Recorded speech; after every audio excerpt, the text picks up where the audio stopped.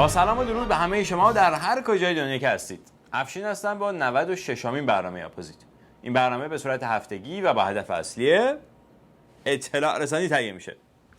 گاهی اوقات از کنار هم گذاشتن چند خبر به یک خبر جدید میرسیم. در برنامه این هفته سخنرانی 2 مرحله‌ای آقای بزرگ برای برخی از دانشجویان در هفته گذشته تبیین میشود. آقای بزرگ در این سخنرانی راجع به نشاط جوانان، شعار، آرمانگرایی و محافظه‌کاری، استکبار، ازدواج جوانان، هسته‌ای، اسلام رحمانی، کمونیست‌ها، تئاتر و تاریخچه آن در ایران و در نهایت خصوصیات خودشان در برخورد با دیگران سخنرانی کردند. بعد از سخنرانی آقای بزرگ به موضوع توافق و روایت رئیس جمهور منتخب از آن می‌پردازیم. شنبه هفته گذشته آقای بزرگ برای برخی از دانشجویان کشور سخنرانی کردند که از طریق صدا و سیمای ملی به اطلاع آحاد ملت هم رسید. در حقیقت اسماً برای دانشجویان بود ولی رسماً برای آحاد ملت. به دلیل طولانی بودن سخنان آقای بزرگ این سخنرانی در 2 مرحله قبل از افطار و بعد از افطار انجام شد. اپوزیت هم به همون ترتیب این سخنان رو برای شما تبیین میکنه.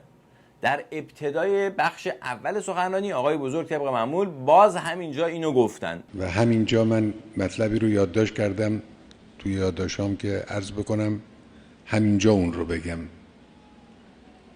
جوان ایرانی خوشبختانه جوان پر انگیزه و پرشوری است.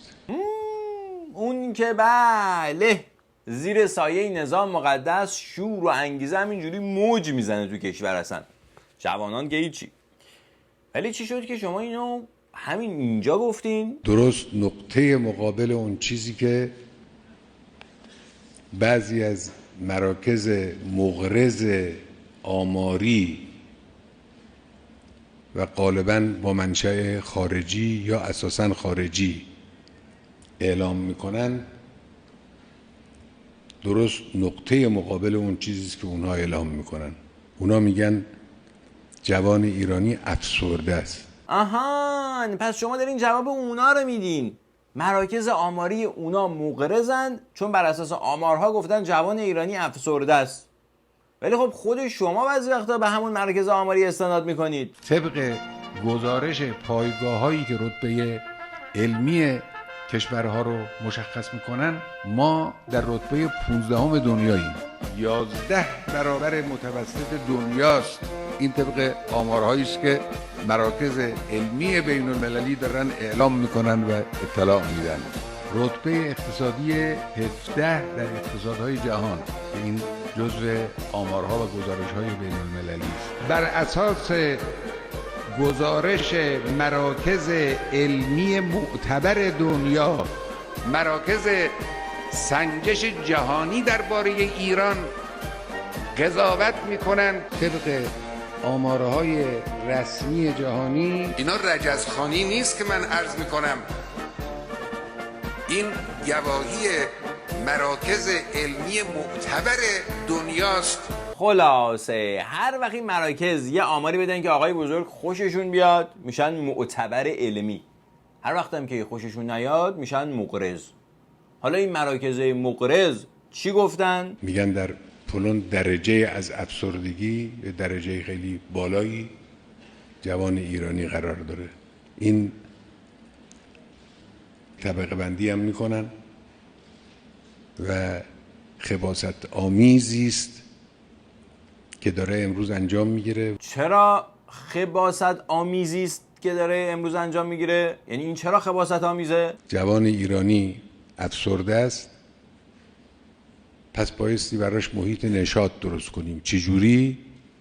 با کنسرت موسیقی، با جلسات با اردوهای مختلط جنسی. اردوی مختلط جنسی دیگه چیه؟ وقتی میگن مختلط یعنی دختر و پسر که از دو جنس مخالفن از هم جدا نشدن. بعد شما فقط فکرید به اینجا میرسه دیگه، اردوی مختلط و کنسرت. اولا اون مراکز خباثت آمیز نگفتن که برای شادی جوانان ایرانی باید چی کار کرد، فقط گفتن جوانان ایرانی طبق این آمارها افسردن. دوما دلیل افسردگی جوانان ایرانی اونایی که به فکر شما رسیده نیست. آماری از بیکاران در آینده از زبان وزیر کار، تعاون و رفاه اجتماعی. حدود 40% از بیکاران ما رو فارغ التحصیلان ما تشکیل خواهند داد و در آینده هم این به اصطلاح درصد رو به افزایش خواهد بود. 27% فارغ التحصیلان رشته علوم کامپیوتر و 27% فارغ التحصیلان رشته کشاورزی جزو همین بیکارها هستند. استخدام 23 نفر لیسانس و فوق لیسانس توی شهرداری خرم‌آباد، اونم به عنوان رفتگر. یعنی جوان با استعداد ایرانی خودشو در این شرایط نیمه جنگی اقتصادی کشور به دانشگاه برسونه، درسشو بخونه، ولی بعد از فارغ التحصیلی کار نداشته باشه، مجبور شه بره یه کاری بگیره که نیازی به تخصص و تحصیلات نداره. این باعث افسردگی میشه آقای خامنه‌ای، نه اردوی مختلط جنسی. پزشکی قانونی استان تهران در گزارشی اعلام کرده در 2 ماه نخست امسال 16429 نفر به دلیل آسیب‌های ناشی از نزاع به مراکز پزشکی قانونی استان مراجعه کردند. ماهی 8000 دعوای خیابانی فقط در پایتخت.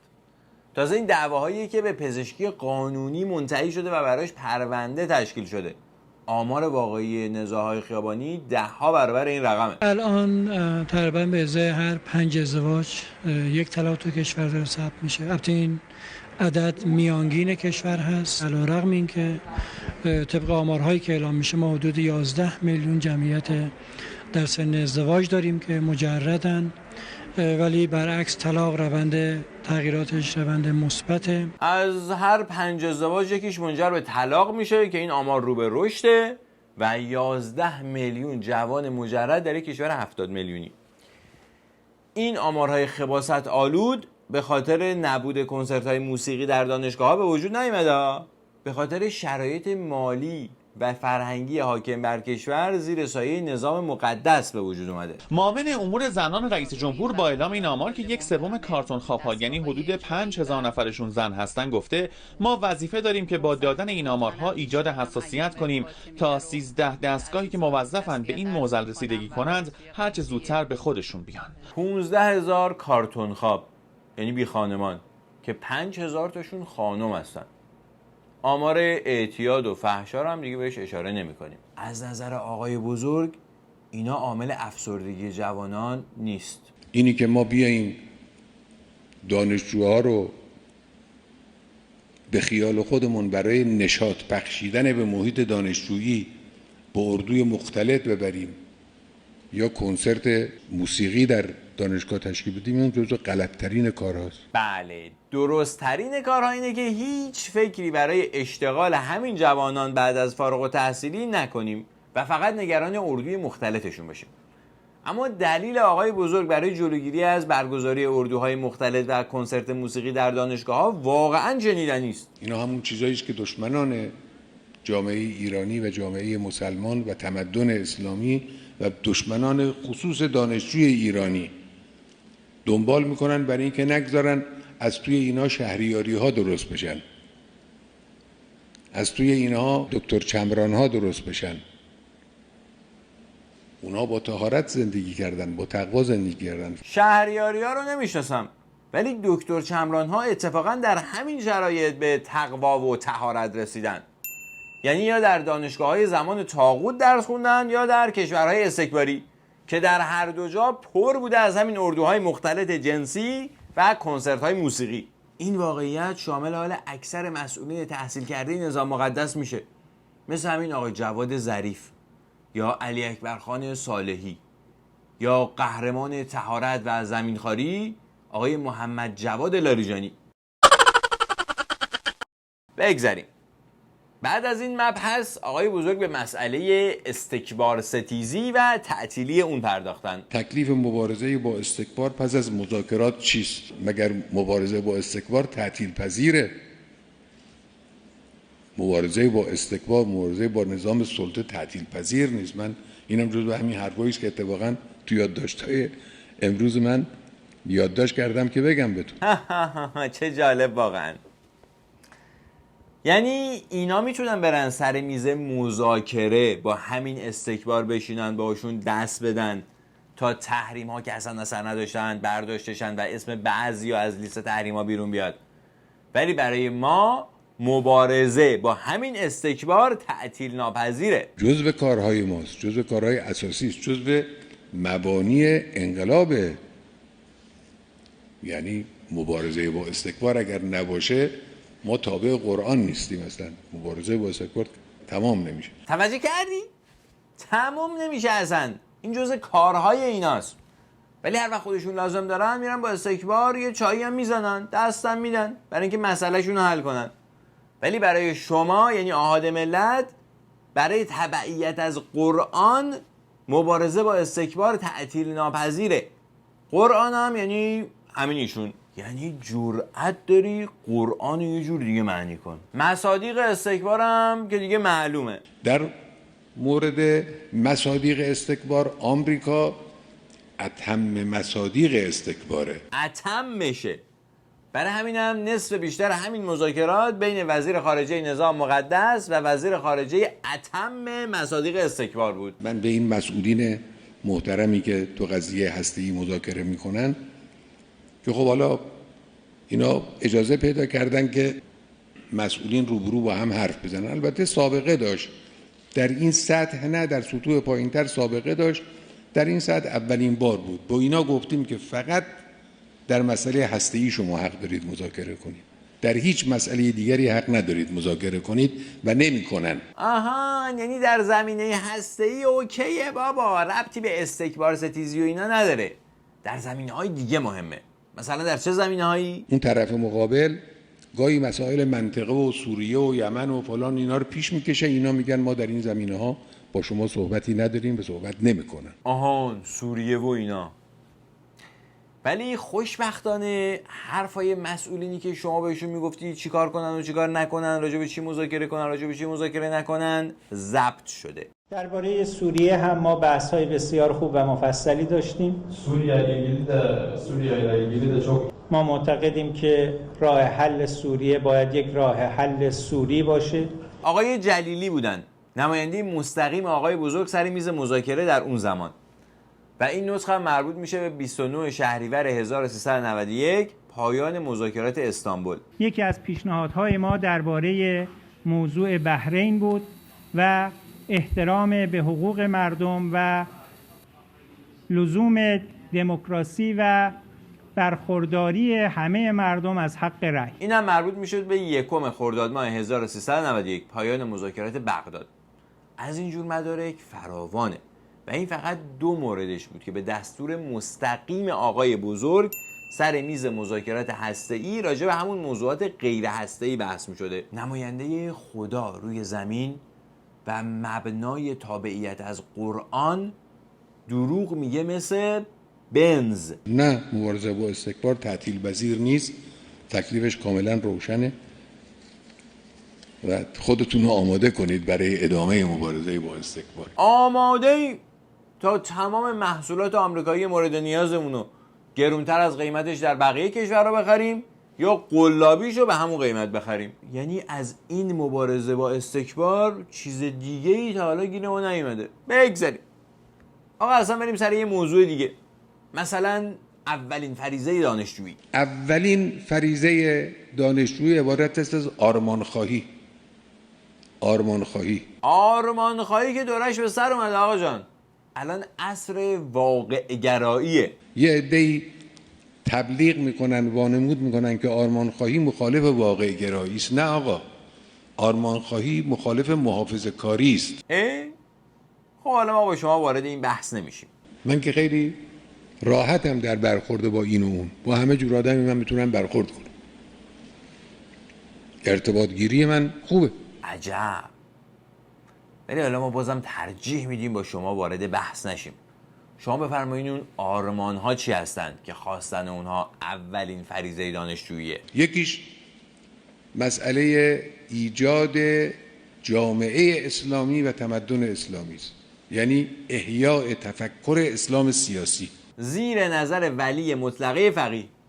یعنی تفکر اسلام سیاسی که بدون ولایت مطلقه فقیه نمیشه. ولایت مطلقه فقیه هم که تا قبل از مرگ تغییر نمیکنه. در حقیقت آقای بزرگ روش نمیشه که مستقیما به دانشجویان بگه که آرمان اصلی شما باید حفظ خود من باشه. خب از آنم گذشت. منم همطور از این حرفایی که میخواستم بزنم بخش خیلی کوچکیشو گفتم، بخش خیلی بزرگیش موند. حالا چیکار کنیم به نظر شما؟ وقتی شما همه با هم حرف میزنید توقع دارید بنده چیزی بفهمم؟ بعد از نماز که افطاره.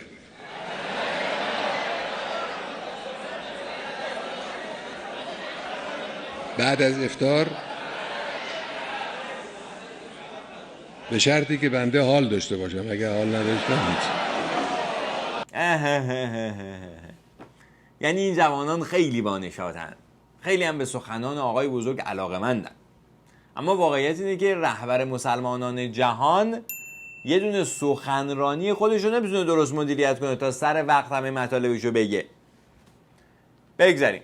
آقای بزرگ بعد از افطار حال داشتن و 1 ساعت دیگه سخنرانی کردن که نیم ساعتش در نقد اسلام رحمانی بود. گاهی یک شعارهایی داده میشه، شعارهای به ظاهر اسلامی که باطناً اسلامی نیست. از جمله چیزایی که خیلی رایج شده اخیراً انسان میشنوه در نوشته ها و در گفته ها، اسلام رحمانی. اسلام رحمانی که گفته میشه قضاوتش در مورد مؤمن، در مورد غیر مؤمن، در مورد کافر، در مورد دشمن، در مورد کافر غیر دشمن چیه؟ تازه در مورد دشمن کافر رو ایشون یادش رفت بگه. یعنی همونایی که اینا باشون نشستن سر یه میز مذاکره کردن، دست دادن. همینطور پرتاب کردن یک کلمه بدون عمقیابی این کاریست غلط و احیانا گمراه کننده. توجه کردین؟ کلمات باید عمقیابی بشن. مثلا الان آقای بزرگ کلمه اسلام رحمانی رو برای ما عمقیابی میکنن. انسان خوب احساس میکنه که این اسلام رحمانی یک کلید واژه‌ای است برای معارف نشأت گرفته از لیبرالیسم، یعنی اون چیزی که بهش لیبرالیسم در غرب گفته میشود. انسان برای ما عمقیابی کردن. اسلام رحمانی یعنی اون چیزی که در غرب بهش لیبرالیسم میگن. حالا این لیبرالیسم غربی چه ایرادی داره؟ تفکر لیبرالیستی از تفکر اروپای قرن 18 و 19 یعنی زیربنای فکری اومانیستی که نفی معنویت و خدا و اینهاست سرچشمه میگیره. البته این تفکر لیبرالیستی کاری به خدا و دین نداشت و اون تفکر سکولاریستی بود که کار داشت. اما خب حالا بگذاریم. حالا شما بفرمایید ایراد این تفکر نفی دین و معنویت از نظر شما چیه؟ چون خدایی نیست پس سلیقه‌ای است. چیزای بشری اینجوریه دیگه. چیزای بشری حتی در حقایق آزمایشگاهی شما ببینید سلیقه ها چقدر مختلفه. امروز یک تشخیصی رو در مورد یک ماده‌ای میدن که مثلا برای فلان بیماری یا برای فلان مشکل مفیده، چند صبح بعد اعلام میکنن که نخیر این مفید نیست، مضر. یعنی کارهای غیر مستندی که به وحی الهی در معرض خطا و اشتباه و دوگونه اندیشیدن و اینهاست دیگه. آهان، این دوگونه اندیشیدن منو یاد یه چیزایی میندازه. مثلا در تاریخ یه روزی بر اساس وحی الهی تنباکو حرام اعلام شد، چند وقت بعد حلال شد. یا مثلا قند حبه نجس بود، چند وقت بعد گفتن اگر بزنی تو چایی پاک میشه. یا مثلا رادیو حرام بود، بعدن حلال شد. تلویزیون حرام بود، بعدن حلال شد. ماشین لباسشویی حرام بود، بعدن حلال شد. همین 36 سال پیش هم شطرنج و موسیقی توسط معمار کبیر انقلاب حرام اعلام شد، بعد از چند وقت حلال اعلام شد. یا این قوانین و فتواها ربطی به معنویت و خدا و وحی الهی نداشتن و کاملا زمینی بودن، یا در این زمینه قوانین الهی و انسانی هیچ فرقی با هم ندارن. اصلا چرا راه دور بریم؟ همین چند وقت پیش خود آقای بزرگ میگفتن من خوشبین نیستم. از این مذاکراتی هم که امروز در جریان است ما ضرری نخواهیم کرد. البته بنده همچنانی که گفتم خوشبین نیستم، اصرار دارید شما در این موضوع بالخصوص برید مذاکره کنید، ولی همون در سخنرانی اول امسال گفتم من خوشبین نیستم. من البته هیچ وقت نسبت به مذاکره با آمریکا خوشبین نبودم. توجه فرمودین؟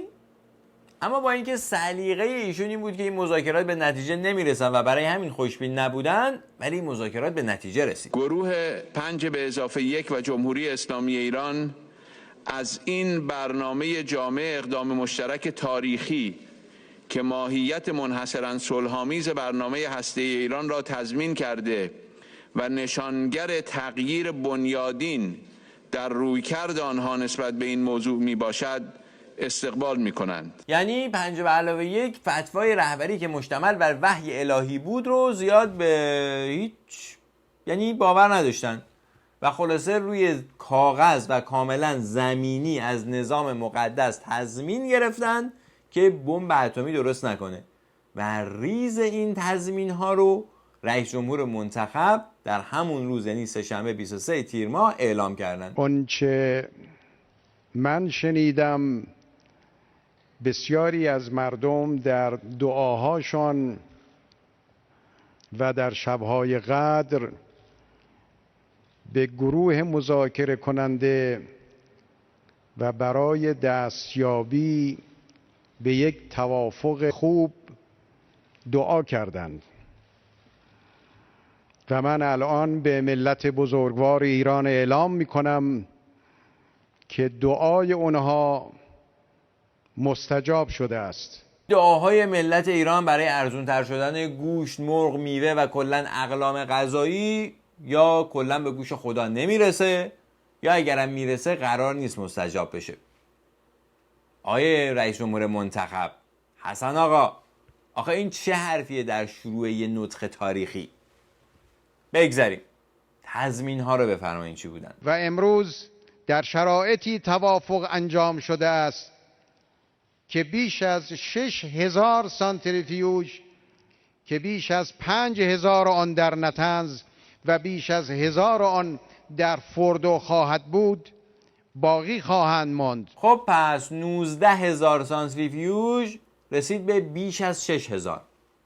قبل از اینکه به تضمین بعدی بریم، بعد نیست چیزایی راجع به همین سانتریفیوژایی که داریم بدانیم. در فرایند غنیسازی ما فعلا از ماشین‌ها یا سانتریفیوژهای نسل 1 استفاده می‌کنیم که در مقایسه با ماشین‌های پیشرفته ظرفیت بسیار پایینی برای غنیسازی دارند. این ماشین‌ها هر کدام کمتر از یک سو غنیسازی می‌کنند و اگر در نظر بگیریم که نیروگاه بوشهر به 190,000 سو نیاز داشته باشد، یعنی باید 190,000 سانتریفیوژ داشته باشیم. با این حساب با بیش از 6,000 سانتریفیوژی که الان اجازه دادن داشته باشیم، بیش از 25 سال طول میکشه تا سوخت 1 سال نیروگاه بوشهر رو بتونیم تأمین کنیم. بریم به تضمین بعدی. اونها میگفتند دوران محدودیت شما 20 سال به اضافه 25 سال باشد. این 20 سال در نهایت به 10 سال و در مذاکرات روزهای اخیر به 8 سال تقلیل پیدا کرد. دوران محدودیت 8 سال. یعنی اون بیش از 6,000 سانتریفیوژ تا 8 سال دیگه نه به تعدادشون اضافه میشه نه به کیفیتشون. تضمین بعدی. امروز در شرایطی توافق انجام شده است که در توافق مشترک به صراحت از آب سنگین راکتور اراک یاد شده است و راکتور اراک با همون ماهیت آب سنگین با ویژگی هایی که در توافق آمده تکمیل خواهد شد. با ویژگی هایی که در توافق آمده یعنی به احتمال زیاد دیگه در راکتور اراک نمیشه پلوتونیوم تولید کرد. لازم به ذکر است که این راکتور اراک فقط برای غنی کردن پلوتونیوم ساخته شده بود. پلوتونیوم هم فقط به درد ساخت بمب اتم میخوره. تضمین بعدی. و من خلاصه کنم امروز در فوردو بیش از 1,000 سانتریفیوژ استقرار خواهد داشت. بیش از 1,000 سانتریفیوژ نسل 1. خلاصه این پیروزی هسته‌ای آقای روحانی یه شباهت‌هایی داشت به باخت تیم فوتبال از آرژانتین که البته مردم برای اونم جشن گرفتن. اما آقای روحانی در انتهای این نطق پیروزی یک سخنان درخور توجهی هم راندن. امروز یک پایان است و یک آغاز. پایانی برای ظلمها و اتهامهای غلط و نابجا نسبت به ملت بزرگ ایران و آغازی برای روند جدید در شروع همکاری‌های جدید در جهان. البته اون اتهام‌ها به مردم ایران نبوده، به نظام مقدس بوده که کاملا هم بجا بوده، وگرنه الان ایران شده بود مثل کره شمالی. خدا سایه استکبار کم نکنه. اما آغاز روند جدید در شروع همکاری‌های جدید در جهان، یعنی این توافق فقط هسته‌ای نبوده و ما امیدواریم به نفع مردم ایران باشه. امروز روز پایان نیست ملت بزرگ ایران. امروز روز آغازه. آغاز برای حرکتی نو، آغاز برای نشاطی نو، آغاز برای امیدی نو، آغاز برای آینده‌ای بهتر برای جوانانمان، آغاز برای حرکتی سریعتر برای رشد و توسعه کشور عزیزمان ایران. شاید هم آغاز برای واقع گرایی به جای آرمان گرایی. البته ایشون شعار زیاد دادن تا الان، اما امیدواریم اینا شعار نباشه و واقعا اتفاق بیفته. آقای بزرگ در اون سخنرانی چند تا جمله بامزه راجع به کمونیست ها و تئاتر فرموده بودن که وقت نشد بهشون بپردازیم و سعی میشه در برنامه آینده به اونها بپردازیم. اما هرچه در فهم تا آید آن بود مفهوم تو. امیدوارم این برنامه را مفید یافته باشید. برنامه بسیار زیبا و پرمغزی بود. اگر این برنامه را مفید یافتید در اشتراک گذاری آن با دیگر دوستانتان جداً کوشا باشید. اپوزیت رو با اسپلینگ UPOZIT در فیسبوک و یوتیوب جستجو کنید تا به صفحات فیسبوک و یوتیوب برنامه دسترسی پیدا کنید. با تشکر از همه شما همراهان و تلویزیون اندیشه و دیگر رسانه‌هایی که در انتشار برنامه همراهی می‌کنند. تا دیدار دیگر، شب و روزتون خوش و خدا نگهدار. خداوند انشاءالله همه ما را آدم کن.